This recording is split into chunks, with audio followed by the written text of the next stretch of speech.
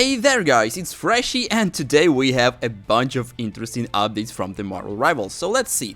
Marvel Rivals just dropped a huge thank you for all the teams to give in their all in the first week of the Marvel Rivals Invitational 2025 Europe Middle East Africa region. Your dedication and fierce battles have set the stage for the electrifying competition.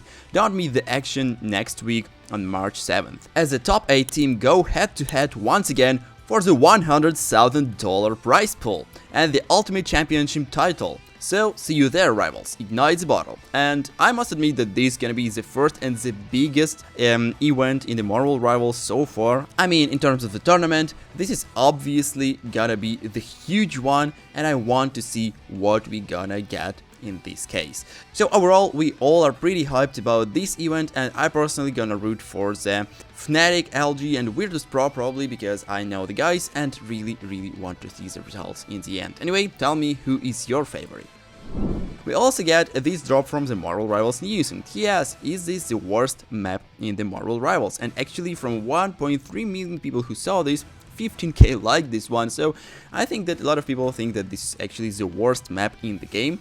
And I understand why it might be the case, just because of the second floor, which is destructible, and it's really difficult sometimes to place yourself and to help your team properly.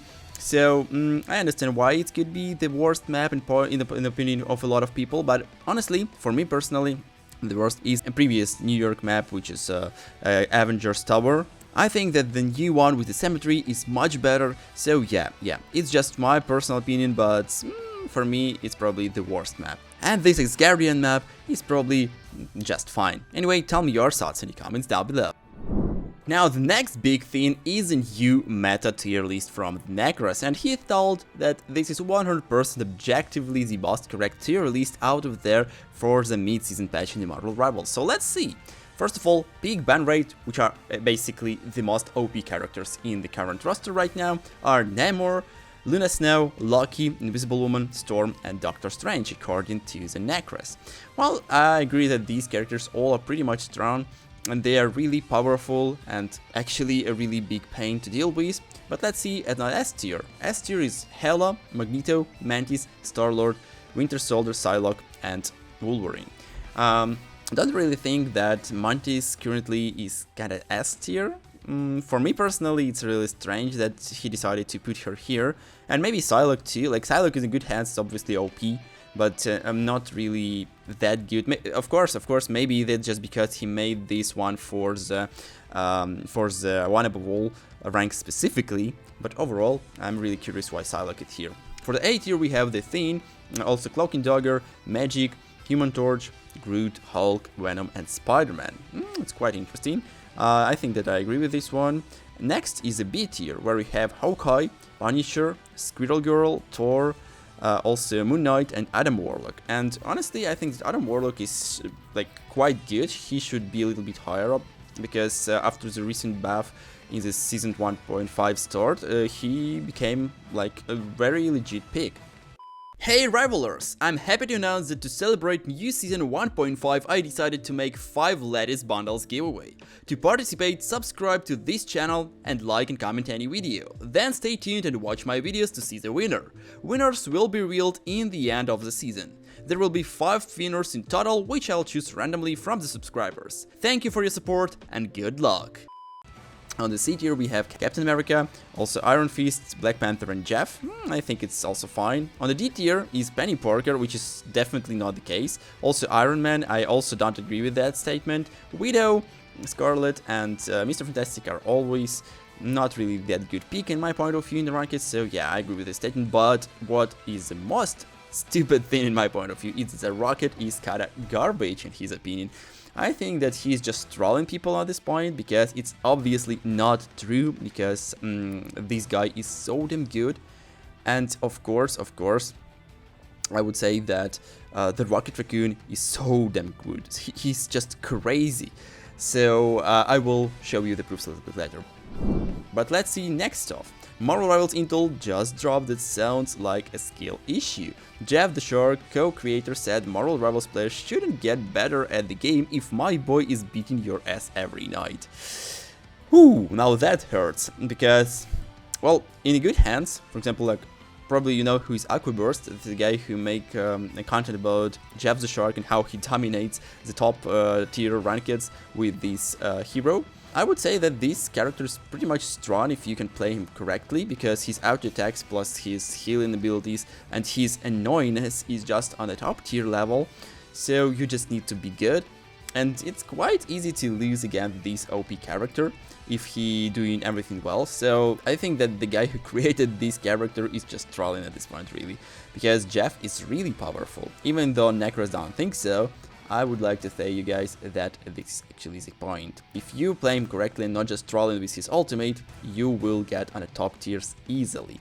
It's just that easy. Besides, we also get new post from the XOX League, and this is new free event skin, and we're gonna get Black Widow Mrs. Barnes 1872 series. I think that this is a skins that we already have for the Wolverine, for the Rocket Raccoon. This is a old kind of Western skins for the characters, and I must say that we also pretty sure that we get some leaks of this one back in the day. This kind of cowboyish style for the Widow. And I would say that this is actually quite good skin. It's free, and I think the developers trying to push you to pick Widow more in the rankeds and overall in the quick plays because of new skin which is free, and this is kinda meh way to balance the character. They just don't want to make her playable, they just want to push her a little bit of free stuff just to make people roll in. And in my point of view, it's not really a great decision in terms of a game balance, but obviously a great scene for the players. Because it's always good to get free skins, especially for some female characters, if you know what I mean. So I think that this is really good, and we definitely gonna be satisfied with new skin. But will it raise the popularity of the character? It's really hard to tell. I hope it will, because I want to see Widow shining in the Marvel Rivals, because I think that this is so sad that this character is so damn useless right now. And next one is a big article from the Video Gamer, and it's also Marvel Rivals hero win rate in a March 2025 update, so it's basically the meta report, and let's see what we have. Throughout Marvel Rivals Season 0 and Season 1, there have been major changes to the hero rankings, with some characters climbing and others falling. Players love Jeff the Land Shark in a quick play for his cute appearance and skills, even if he had a lower victory rate than other characters. Due to the introduction of the new heroes like Fantastic Four, along with a series of nerfs and buffs of existing heroes, the meta has changed along with the win rates in Season 1.5. If you're curious to find out your favorite heroes are the biggest winners and losers, we've got you covered. Top Marvel Rivals characters with the highest win rate, March 2025. With each new Marvel Rivals season, the meta evolves as a hero falls out of favor, which directly impacts their win rate and pick rate. These stats are divided in two game modes, quick play and competitive. They reflect the meta-heavy emphasis of competitive and more lenitent experimental hero picks found in a quick play. Here are the top 5 heroes with the biggest win rates in the current competitive meta lobbies. And first one is a Rocket Raccoon, 54.37% of a win rate, hero with the highest win rate in the game currently. And according to Necros, who think that Rocket Raccoon is garbage, well, stats saying otherwise, Mr. Necros, and I think you're wrong. So yeah, it is what it is. In Marvel Rivals, Rocket Raccoon has an astonishing 54.37% win rate, making him the noteworthy strategist of the Season 1.5. The remarkable success is due to his diverse kit, which combines healing, mobility, and team assistance. His secondary fire provides area of effect healing, and his revive beacon keeps teammates in the fight, which is critical for point control. Rocket's ultimate, Sia, increases team damage by 40% within a 20 meters radius, enabling clutch plays, combining with heroes such as Bucky or Punisher for infinite ammo increased firepower. Despite streamers declaring him overrated, players praise his underappreciated abilities, demonstrating that this raccoon is more than just a healer. And I absolutely agree with this statement, 100% true, and I think that Rocket Raccoon is the best strategist in the game right now. Change my mind. Next one is Mantis, strategies 54.05%. Mantis have emerged an unexpected powerhouse with a 0.5% win rate percentage in a competitive play in Season 1.5.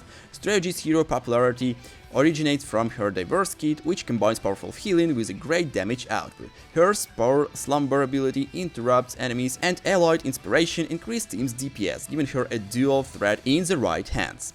Players attribute her advantage to her ultimate, which heals and accelerates friends, shifting tight matches in her favor. Despite a minor movement speed reduction, Mantis thrives with a pinpoint accuracy, solidifying her as a meta-defining option this season. Now next one is Storm, Duelist, 53.11%. Storm win rate Moral Rivals Season 1.5 is 53%, a significant decrease from her overwhelming 56-57% record in the Season 1. Her edge has lessened after the Season 1 buff, which increased her wind blade speed and a mega hurricane resilience, which made her a top-tier duelist. The reduction is due to the Season 1.5 balancing changes that reduced her long-range damage and a personal buff which increased ally support, making her less self-sufficient, despite maintaining a meta powerhouse with a high ban rate, developing techniques, and the response somehow mitigated her dominance in the current competitive landscape. And I think that Storm is still quite an OP character. Now the next one is a Penny Parker, Vanguard, 52.83%. Penny Parker, the tech-savvy Vanguard hero, has a astonishing 52.83% win rate, establishing her as a fan-favorite tank. Her success is attributed to her flexible Spider-Mech abilities, which excel in the area control of defense.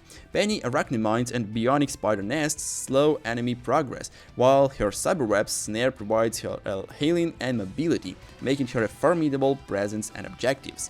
Players attribute Penny's high victory rate to her ability to counter-dive heavy duelist and synergy with the team compositions, demonstrating that careful trap placement and survivability keep Penny at the top of the competitive game.